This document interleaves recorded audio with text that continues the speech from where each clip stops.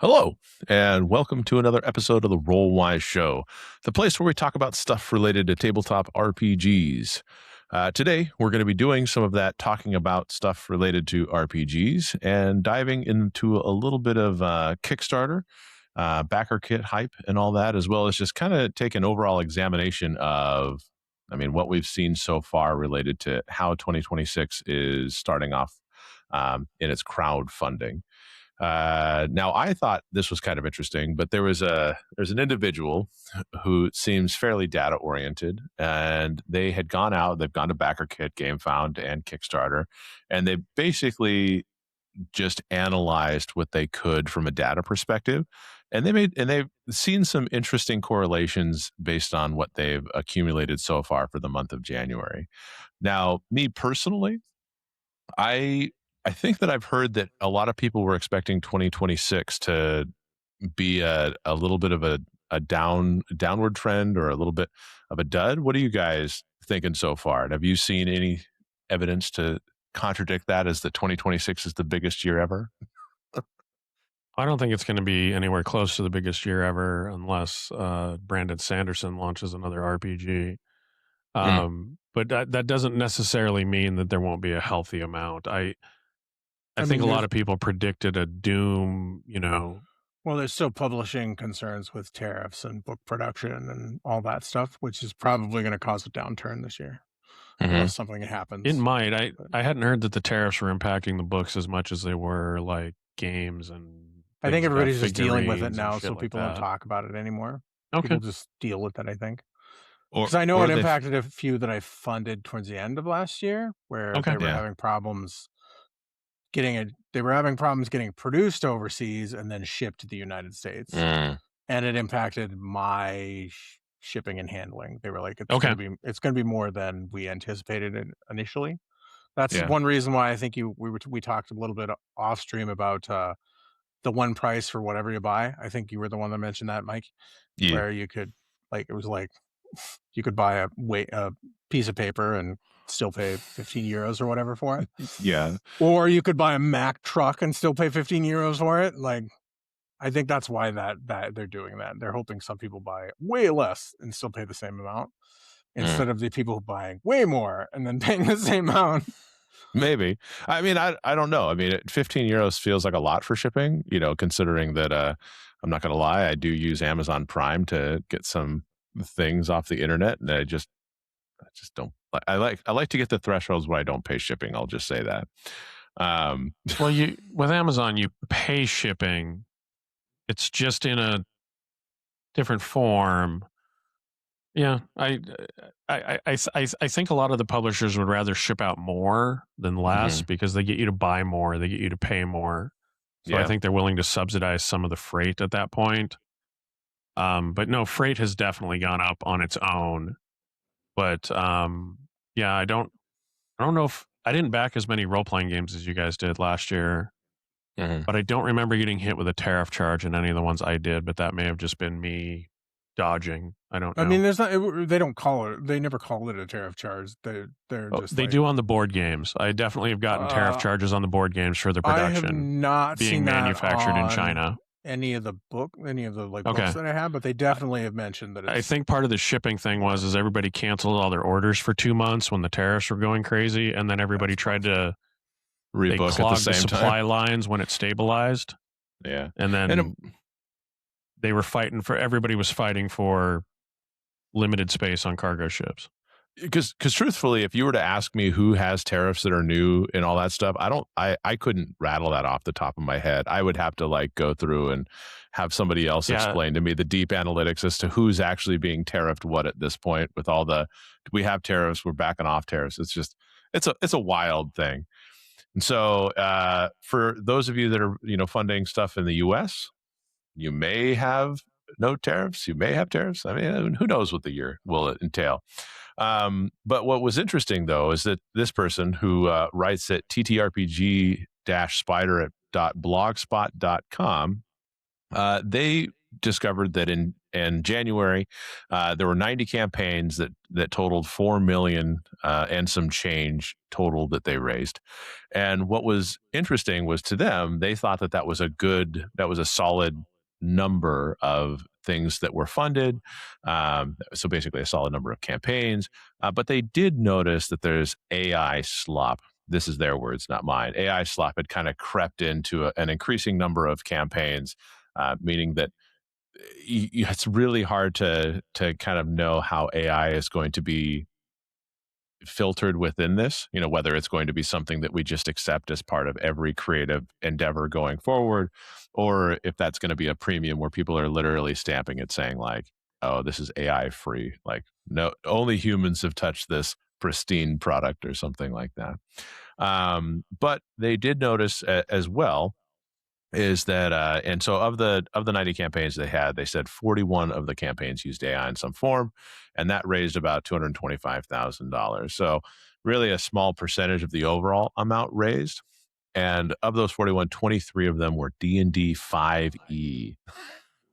So fortunately, it seems as though a lot of that AI is concentrating within the D&D world, and they can keep it, I guess. Well, that's because that's the one that's going to sell the most, probably.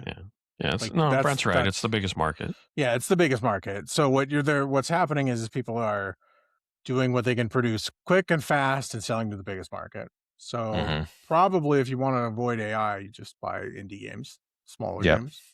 And that does bring up an interesting question. If there's going to be damage to the brand for D&D with all that AI slop out there, I mean, they live. It's not Hasbro doing it.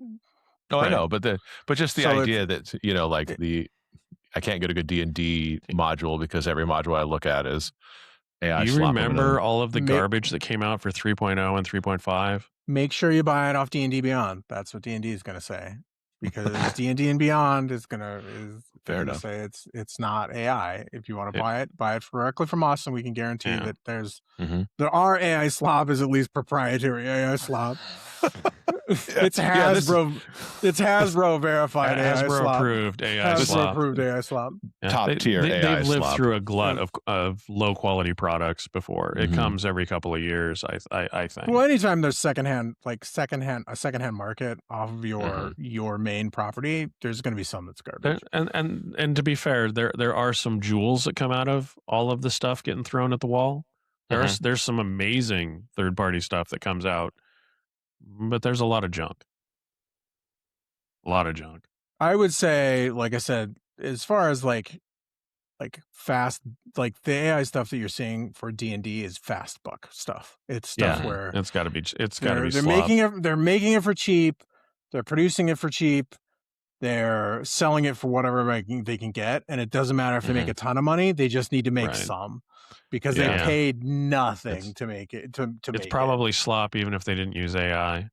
Well, yeah, they're just paying less by using the AI. Exactly. Kind of reminds me of this story.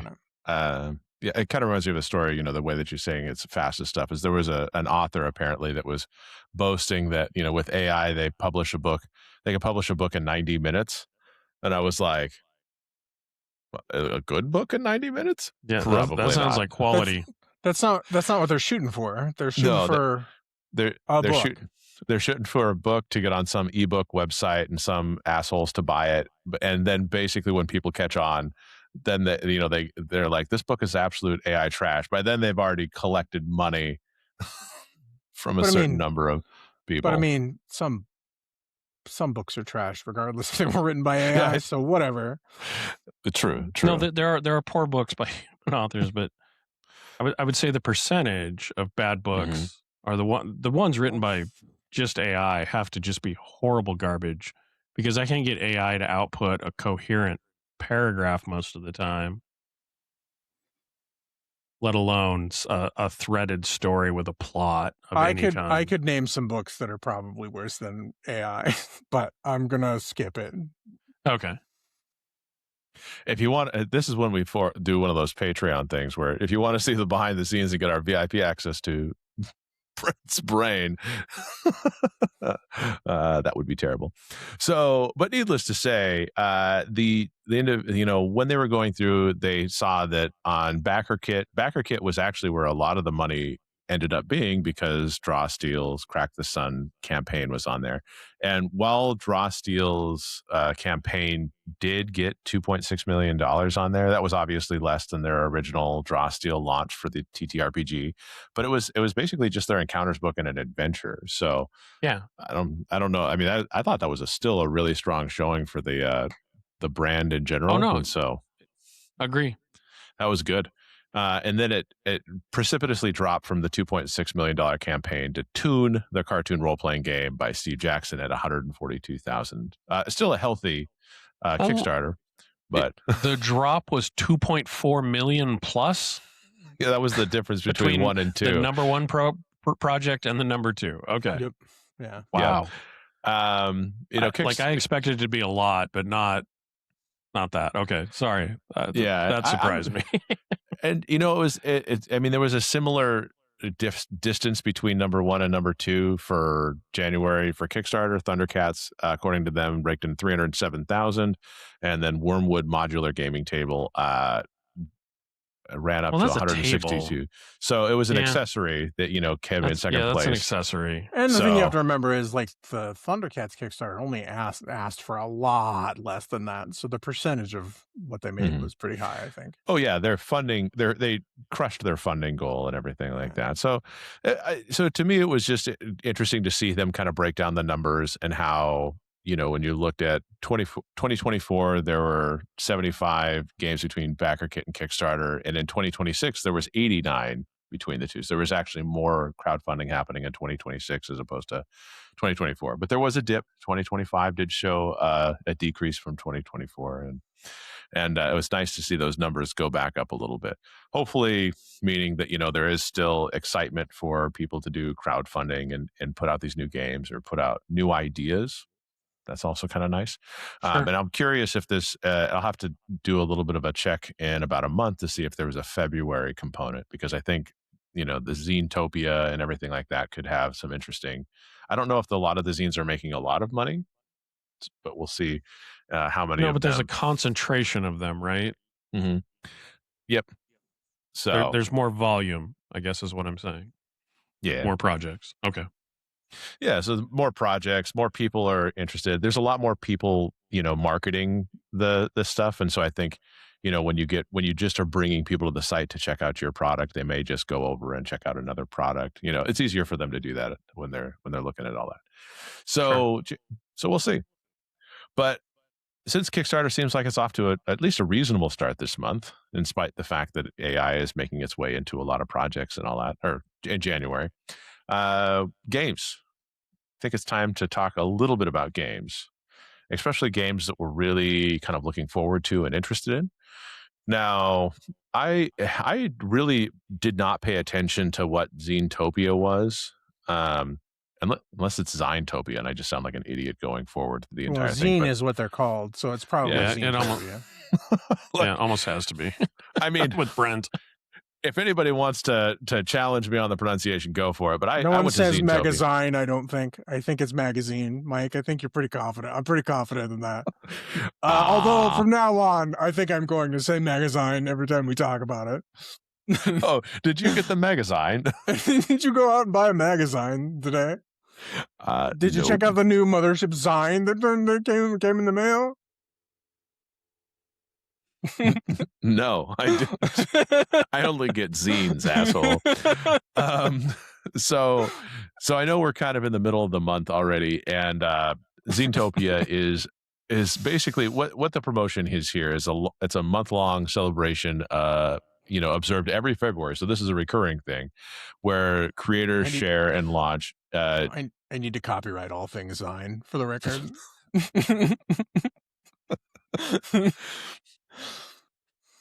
Z-Y-N-E, Zine, right? Zine. Or you could do it the Z-E-I-N and just E-I-N, yeah. Sorry, that sorry. Moving back. So what is Zine Month? Damn it, now I'm saying it. What is Zine Month? Wow, I can't believe you did that. Yes. He set you up for that perfectly, and you just yes, you got brainwormed. What is brainwashing really? But showing that weak people can't keep on track. What is Zine Month? Like I said, it's a month-long celebration of online games. Usually they launch new DIY zines. Of course, because it's a kind of a celebration, BackerKit is doing if you back 5+ projects, you unlock a collaborative zine with pages from every creator featuring minigames, sketches, activity pages, and more. And there are at least 63 zines that it looks like it's trying to fund. You also get some freebies, and of course, you can see that there are some of the creators are collaborating with others to save on shipping or earn additional free rewards. And so, if you haven't actually checked out Zinetopia, I'm gonna second guess myself right before I say it every time. Zinetopia. You'll see that there's actually some really nifty projects, and I think first of all, I have one project that I'm really excited to share. So I'm going to kind of jump into that, and then we'll go into. And I back both of the projects that I'm going to be talking about here in just a moment. So the first one that I wanted to kind of throw out there is we're going to talk about Gossamer Frontier. And this is one that is done by Rail, and that's a person that we have a little bit of a relationship with. As you can tell from Brent's bookshelf, he actually has Distal on it. And Brent, you got the book, and you said the book looks really nice from your perspective and everything like that. So yes, it's very nice. It's up there. I think that's it. Yep. Right above your head. Yes, it's high quality hardback. It's the art's really nice. The layout's really nice. It's a nice book. It's a quality book, which for Rel producing it himself is an achievement. So yeah, I mean, first and foremost, that's really quite an impressive thing, because he seems to be kind of a solo creator with very high ambitions in terms of what he's trying to produce and everything like that. And Distal did fund, and so Brett was able to get his book here, and now he's going to be doing. He's going to be doing Gossamer Frontier, which is more of it's a zine, so it's a little bit of a smaller project and everything like that. But from what I can tell, I mean, first and foremost, I think we all kind of look at games and we got to go, okay, well, what's the vibe of the game, right? I mean, that's a big selling point for me. I was never one that opened up the cover, examined all of the rules, and said, okay, well, I think I can like this game. So he starts off and says, if you like Mass Effect 2 and Dragon Age Inquisition, you might enjoy Gossamer Frontier. Now, I know, Brent, you liked Mass Effect 1 at one point, right? Mm-hmm. Yeah. But I think like Mass Effect. I like Mass Effect 1. I don't like the other ones as much. Yeah. They fell off for me. Dragon Age, Dragon Heist. Thinking about a different game already. Dragon Heist is a board game, isn't it? Oh, isn't Dragon Heist? Isn't that the D&D Waterdeep heist adventure? I think. Oh yeah, that's what it is. That's where I got that name. I knew that wasn't my thought. Mm-hmm. It isn't like Zine.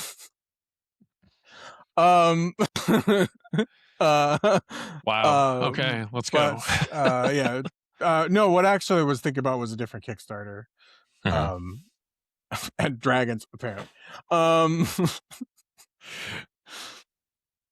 Dragon Heist Zine. Bless you. So I mean, really, for me, those were two strong inspirations. I loved Mass Effect 2, and what's really funny is that your enjoyment of Mass Effect 1 is what got me interested in playing the first game, Bren.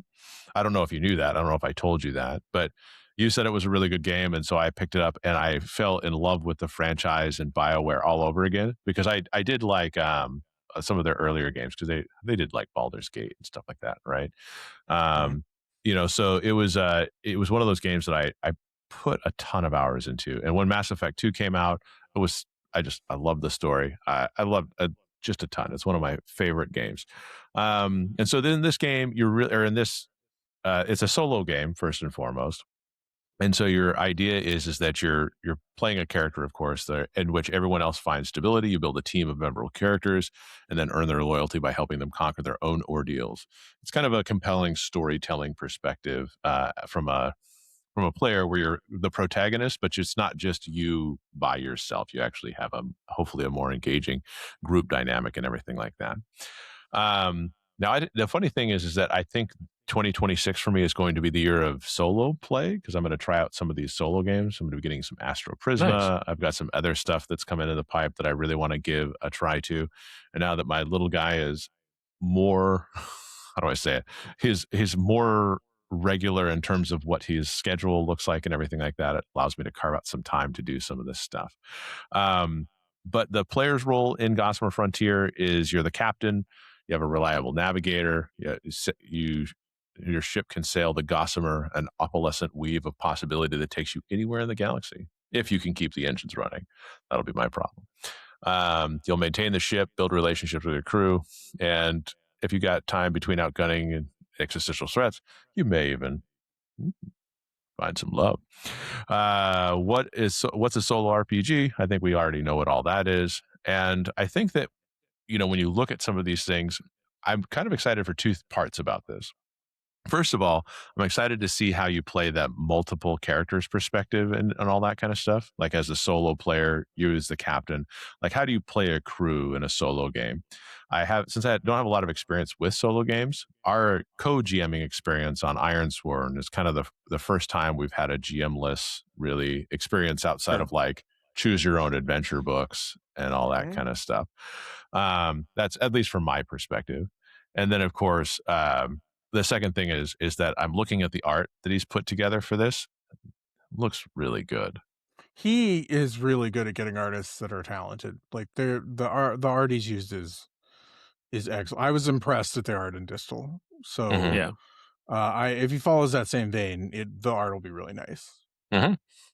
Because there's some, not to offend anybody, but there's some indie products where you look at the art and you're like, I don't know, man. That's not. Who did they hire to do this? Did they just doodle something in the margins and then publish it? Which is, the dream's there, but yeah. Well, and the nice thing is that by and hopefully with this, because it's a zine and it's kind of already been put together to some degree a pretty high regard. There's not going to be a large turnaround for this. He anticipates shipping this out at the end of Q2, possibly Q3. He mentions tariff and just kind of overall instability nonsense that could cause there to be delays and all that. Which is a big deal for everybody who does Kickstarters right now. But he's offering the digital version of this for $10 and a physical edition of this for $18. So I don't know if that's higher or lower than zines, but that seems reasonable. And the zine itself, I thought, was like a 40-page project, maybe. I think I might be combining things and all that stuff. But that's kind of what I saw. That's pretty common for pamphlet games, games that are a zine or something like that. And it fits a lot of those things that are kind of popular right now. Zines, mothership style game, spaceship, so I think it'll probably be it'll be a fun game. Yeah. So and like I said, it'll probably be a quality project based on what I've seen before. Yeah. So it looks like he's saying roughly 60 pages. That's the target. Even better. So if you guys are interested, I would definitely take a look at it. If you are thinking about backing some of these things, it could be one of your 5 zines. Who knows? Who knows what the future holds? So that's me. I, of course, have another zine that caught my eye, but Jeff, what about you? What do you have on the horizon there? When I was looking at everything, and I did look at the zines, and I do think it's cool, but I knew you were going to touch on it, so I saw a couple of things that interested me, but the thing that really caught my eye was Blade 68 from Evil Hat over on. Okay, it's on BackerKit as well. It is a supplement for Blades in the Dark, where they jump the timeline forward 100 years to the 60s. So, well, obviously the 1960s. Yeah. And so does that make it kind of more of a spy pulpy game? What are they shooting for? It's a heist game. It's a 60s and 70s bank robber movie game is what you could do. You could do spies and stuff like that, but I think it's inspired by those 60s and 70s heist movies. Yes. Because I mean that's the nature of Blades in the Dark is your criminals planning a heist or planning jobs. So it'll be more modernized to that decade of that style crime. I think it's going to be really cool. I think that's that's a Kickstarter that I'm definitely interested in spending money that I shouldn't. Because that's I think it's going to be really appealing with those movies that you kind of have seen as a kid. The 1968 Italian Job and even the remake to a degree and some other heist movies from that era, the kind of gritty style of heist at that time. That'll be really that really is interesting. Yeah, I think the flavor of the Blades in the Dark system set in the 60s, like one of their taglines is it's time to get groovy, it's time to get dangerous, it's time to get weird. Okay. I'm assuming that if we ever play this, that we will try a heist and many of the players will It'll be like that movie. What is the movie? Nice Guys with yeah. We'll just keep getting the crap kicked out of us. Yeah, whereas it's in I think it's done in the 70s, but it's kind of like that where they're just kind of not good at what they do, but they manage to work it out. I think it'll be kind of like that where it's a lot of planning, and I think being able to draw on modern culture will be easier for players to make up those like scenes where you're like, well, 2 weeks ago, those flashback style scenes and stuff like that Blades in the Dark encourages the creativity. I think a modern setting will be easier for players instead of thinking of, a Cockney accent and yeah, right. I don't know what it's like to be a what would they call them, road agents, right? Or a highwayman, or a highwayman in the 1800s, or Oliver. Please, may I have some more? Like, I have no idea.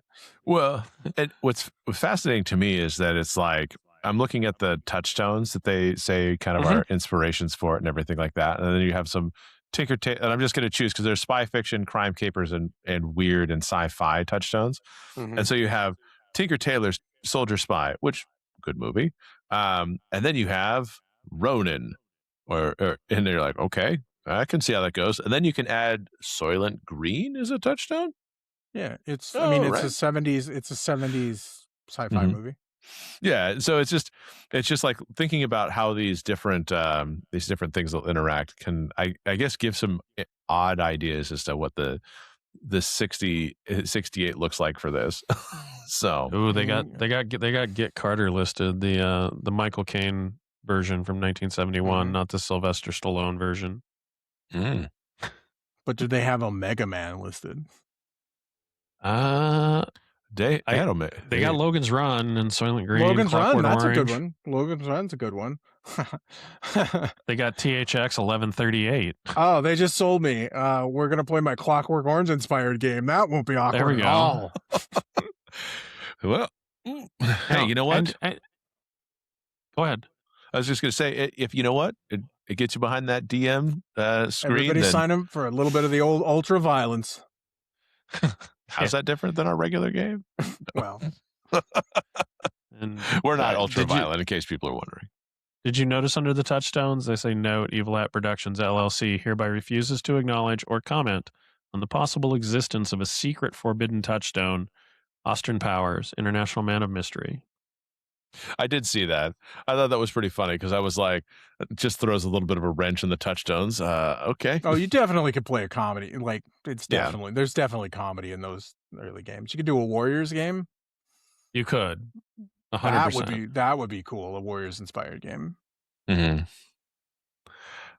yeah. There's a lot of cool stuff, and the only game that's really touched on that like time period type of game is Spirit of 76, I think, which was a Fate game. I think it might also be Evil Hat. Yeah, it is. And it really touched on that like time, that similar like feel of those like 60s and 70s style movies. So I think that's like a little bit of untapped potential in that in that area that I think this Mhm. Blades in the Dark will be kind of cool to do. And I think my favorite part, and I know a lot of publishers are doing this now, but there is a 40-page preview on Drive-Thru RPG. If you want to check it out, if you're interested and aren't ready to back, there's a chance to get to see some of what you might be buying. Yeah, I like it. I think, for me, I before I do more Blades in the Dark stuff, because I romanticize playing Blades in the Dark, but we haven't really played a ton on that system. So I think I'd need to. I want to get us behind the table and actually play some Blades in the Dark for serious at one point, just so I can get used to the system. I think I could like. I think this would be better for me than the actual core Blades in the Dark. You think so? Just because I think because I think like the time frame in Blades in the Dark is hard in my opinion versus a more modern. I think a more modern game you could think of things a little easier, in my opinion. So what you're saying, there's more direct inspirations that you could draw from. Like there's like they just said in the thing, the touchstones. Like there's direct movies you can look at and say, I want to do a game kind of like this and do that.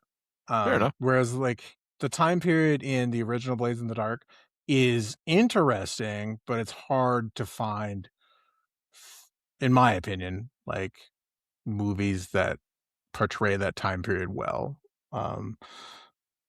and the type of games that they play. So okay, so if I backed this, I can back at the limited edition in PDF. You get one physical copy of Blade 68 for $65, and I get a PDF. And apparently, I get an instant access to the Roll20 Kickstart, and I get a prototype PDF for instant access. Oh, interesting. the prototype PDF is probably what's on there. Drive-thru actually too. Based on what I've seen, I think, well, it says you can get, if you go to the campaign, if you pledge now, you get immediate access to the text complete 450-page prototype. Cool. So, yeah. So if you're interested and you want to get into it now, not bad. Yeah, no, there's some cool stuff. Yeah. No, I like it. Well, I'll think about it. Or Jeff or Brent, if you guys back it and you want to run it, I'd be cool playing in the game too. Yeah, I'm thinking about it. Brent's thinking about it. Maybe him and I'll confab and.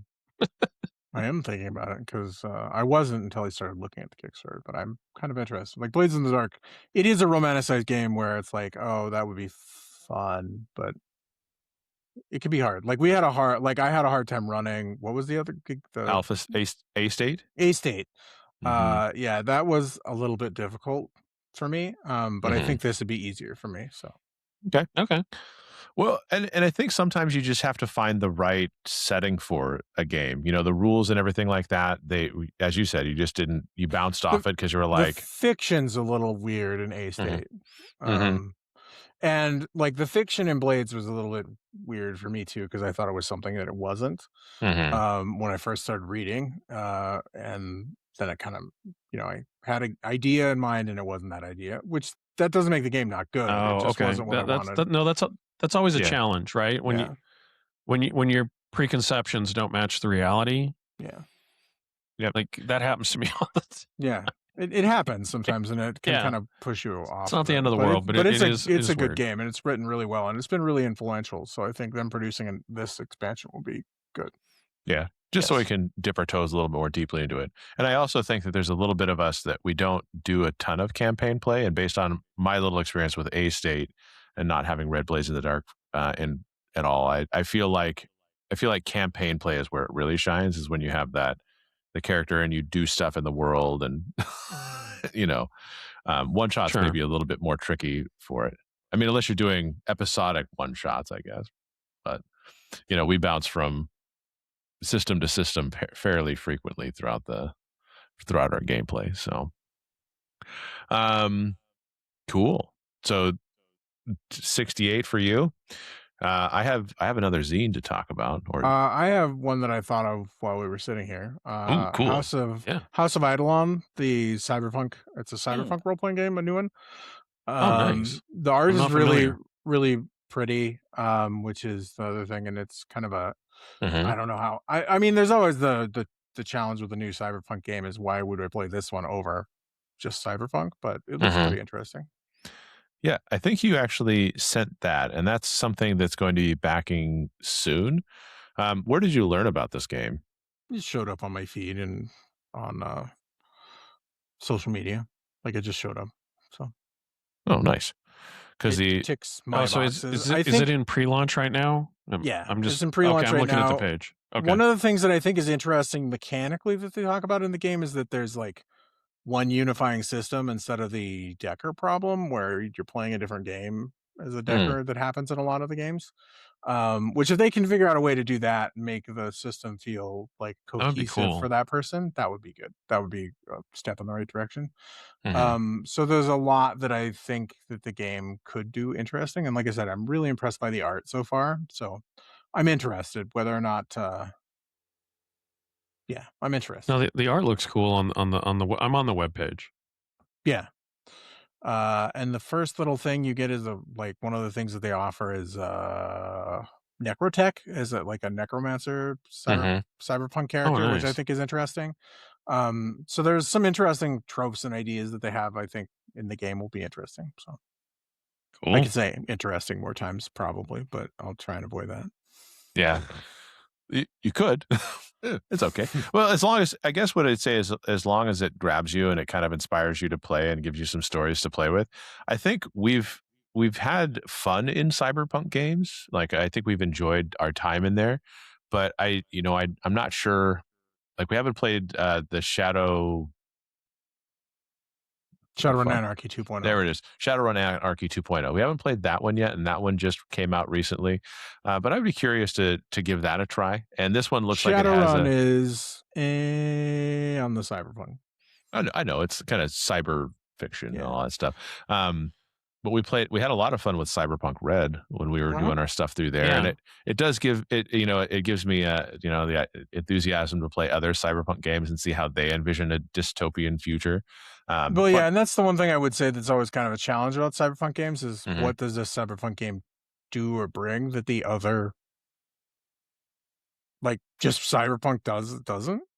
Yeah, because it's a pretty open game. You can do a lot in the Cyberpunk Red system. So it's curious. But the one thing I will say about Cyberpunk Red that's interesting is like Night City is the setting of Cyberpunk Red, and it's kind of important. Like it's kind of tied to that. So so if you don't want to do if you want to do a game that's not in Night City, it's going to be a little different. So that's one thing that interests me about this. Yeah. So yeah. Well, I think that'll be good. Soon to launch. I didn't see when it was planning on launching. So did you have that data? Did that date? It doesn't have that. If you can't see it on I have the website just like you. It doesn't have a date yet. Okay. It just says soon. All right. I didn't know if you got, since you were finding it another place, if they had like an advertisement that said launching in nope. Now. Okay. Cool. So keep your eyes peeled for House of the Eidolons. House of Eidolon. I think it's Eidolon is how you say it. Eidolon. It's House of E. Fair enough. Cool. Well, that's a good one. It's a non-Zine game. Yeah, I feel like this month I definitely went into more of the Zine games. Your Zines, or the Zine.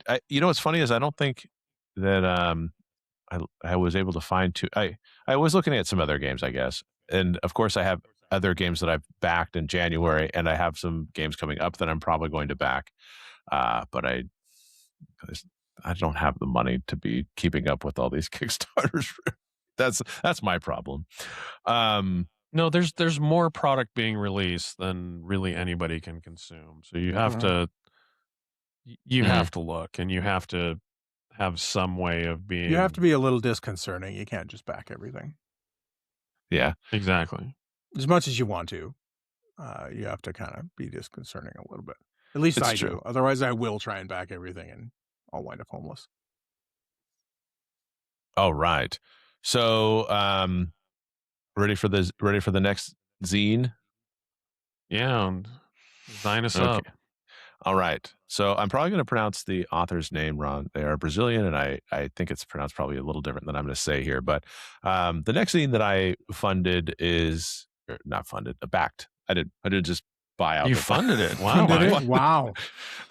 Look at me. Well, I'm they were over here asking for complaining that I 1,000 can't. euros. It looks like they're Yeah. over that goal, but wow, Mike's It was taking all credit me. for It was all funding. no. Wow. I'm over here complaining that I can't get enough game because apparently I fund every game I put money I just behind. fund them. I just fund them. I I don't don't back them. them. I fund them. You guys aren't paying the full amount? You guys aren't. I thought you that guys was the aren't angel price investors? tag. Yeah, it said $1,000, so I put $1,000 into the thing and saw what happened. BackerKit took my money. Wow. No, just Okay. kidding. Moving on. So That would be amazing. that's a different level of player there, I guess. You'd be a true hero To somebody, not my wife. No.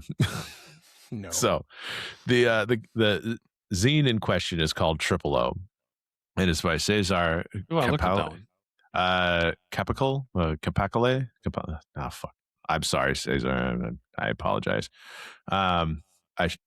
I thought I was close and probably. If you see this, please yell at Mike about how he pronounced your name. Yeah, I want to say it's Capacle, but Capacle. But whatever. Moving on.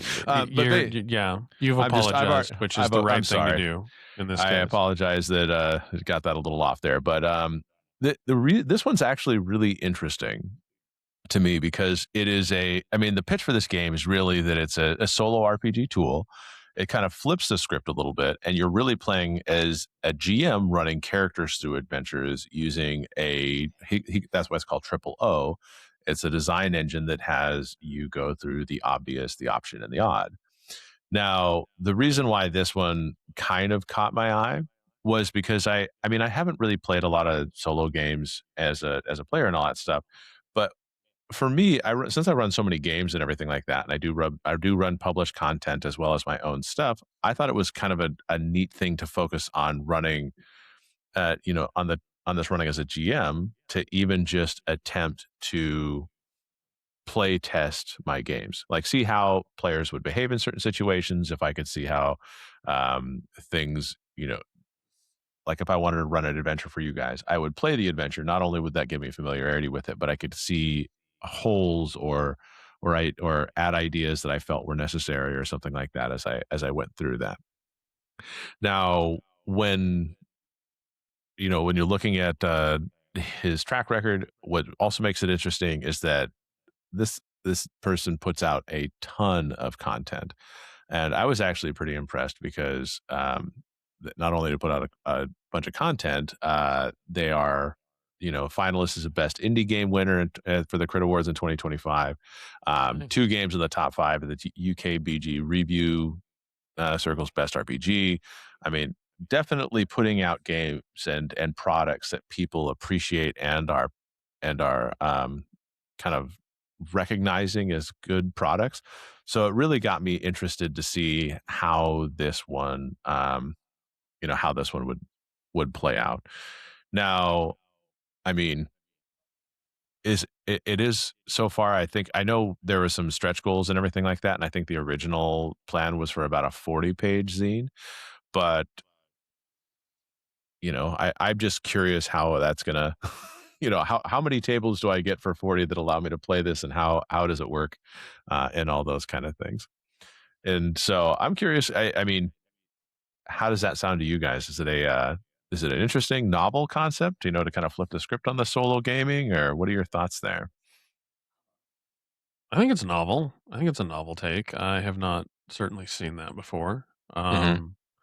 No, I'm interested. I did see that, and it's funny because 2 of the ones that I looked at were that one, and then the one that they're partnering with, the Dead Boy Detective. Mm-hmm. Not that we're talking about that right now. Sorry, but yeah, I think it's an interesting idea. Brent, you got any thoughts on that? I'm not so into solo games, so I don't really have any. I'm more interested in seeing how the players react, so I kind of don't want to plan for it. So it doesn't hold that much interest to me, but I can understand how it would be interest to people. Sure. Mm-hmm. Yeah. Well, because I mean, and you are right. This is when you're thinking about this, like I said, from a practice session and stuff like that, familiarizing myself, and I'm looking at it as like well, how can I familiarize myself with a module? Because at any given point in this, if you take the D6 and you roll how your characters are going to react, obvious, option. So the obvious is like, what is the most obvious thing a character is going to do? What is an option is like, what's an alternative thing to that obvious? And then the odd is just kind of, well, what is my table going to do? I should roll that more often. But there is a certain sense that if you did play this style, I wonder how, like, if you do one module with it, you're like, oh, this really works. Then 2 modules, 3 modules.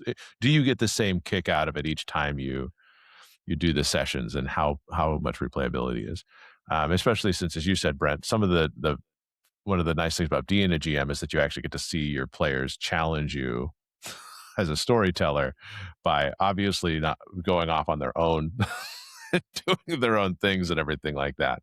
So it'll be interesting to see the comparison between how you play through a module and how your table plays through the module. Yeah. So, right. So that's I mean, Kickstarter's got some interesting stuff on there. BackerKit's got some interesting stuff. We're curious what everybody else is thinking about playing, backing. Do you have something in the future you want to look at? Are you thinking about Sword World? Are you thinking about something else? Let us know. But I think that's kind of our little dip into the Kickstarter backing world. And do you guys have any other comments? Anything else you want to throw out there for the time being? No, I think we covered everything. We covered stuff pretty good. I guess the only other thing that I saw, I'm just going to mention it, is they're doing a reprint of Nimble, which won a lot of awards last year, and then sold out everywhere. So that is over on Kickstarter if you're interested. I know that I am. I don't know that I'm going to back it, but I'm certainly looking at it. Now, remind me, Nimble was the one where it was that was the one where basically it kind of slimmed up the 5e rules and kind of gave you a quicker, faster Professor playthrough. Dungeon Master Dungeon Crafts. This is what D&D 2024 should have been. Yeah, it's been pretty popular too, as far as I understand. People are looking forward to it. Yeah, or they enjoyed the first edition. They're looking toward the second edition. Okay. Now, is this just a reprint, or were they doing some revisions and stuff like that as well? Do you know? I'm trying to look at the. Looks like it might just be the reprint. Nope, new expansion content. More than a simple reprint. There's some new content being added. Monsters, loot items, optional roles, new hero classes, as well as a bunch of adventures. Holy crap. Okay. So even more. So I'm sure if you had the original version, there's a pledge option to get just the new stuff. But yeah, no, there's a lot of new stuff. Okay, Brent was right. I was right about what? There's new content. Oh, I think that was Jeff. It's both a reprint and a new content. I think that was Mike. No, I just asked the question. That'll be cool. Not that I ever want to tell people I wasn't right about something, because you're always right about stuff, right? I try. Yeah, we all do. So yeah, okay. Well, I think that could be interesting. I think if I were to look at doing 5e in terms of play, Nimble sounds like it would probably be a way to get back into the game that I played and loved for so long, and just have it be a tighter experience, maybe. Not so bloated with extra stuff. But then again, I haven't played D&D 2024, so I can't really say how the game turned out or whether they've improved upon 5e to the point where it's been, chef's kiss masterclass of rules and game guidance and all that kind of stuff. It's just hard to know. But D&D is the behemoth on the playground, so it is. So right on. Well, that's good. Well, thank you for mentioning that. Okay. Well, that's it for today. I mean, we just had some light conversation about Kickstarter to go through. And like I said, if you guys are playing stuff or thinking about playing stuff, or you want us to look at stuff, throw it our way. We're excited to try new things. Yeah, we are. always. And one thing I do want to shout out really quick is the upcoming Kickstarter for friend of the show, Agent Monk's project, Wondrous and Dangerous Consortiums, and Zendria World Lorebook. That's going to be coming out soon as well, and that's another thing to look forward to in the kind of fantasy RPG area. So just shout out to that. The Kickstarter isn't up yet, but it's one of the ones that's anticipated. So coming soon. Sweet. All right. Well, if you want to talk with us, hit in those comments, or hit into those comments, jump into those comments. People are much better at this than I am. Jump into those comments, and we'll continue the conversation down there. Otherwise, you can jump on social media. And Jeff, where are we at there? We are at Rollwise on most platforms. There's a few that we're not on, but look for at Rollwise. If we're there, we're there. You can also email us, rollwiseguys@gmail.com. And as always, thank you for joining us. Thank you for watching this far into the show, and have a good one. Roll well, roll wise, and be safe out there. Thank you, everybody. Thanks. See ya.